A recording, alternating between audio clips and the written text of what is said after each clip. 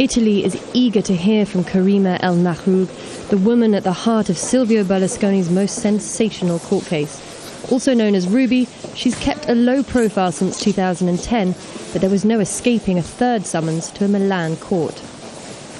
When she met the former Prime Minister, she was just a 17-year-old girl, a nightclub dancer invited to his now legendary bunga bunga parties. Some say they were sex parties.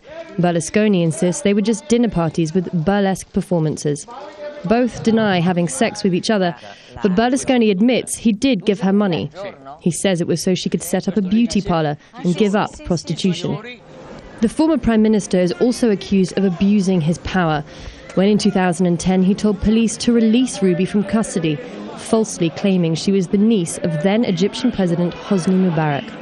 But Berlusconi's lawyers are eager to keep Ruby quiet.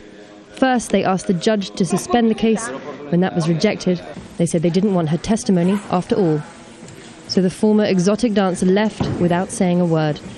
Italians are used to seeing their former Prime Minister in court. He's already been convicted of tax evasion. And the verdict for this trial could now come just before February's general election. But because of Italy's appeal system, even if he is found guilty, Berlusconi will still be allowed to run for office.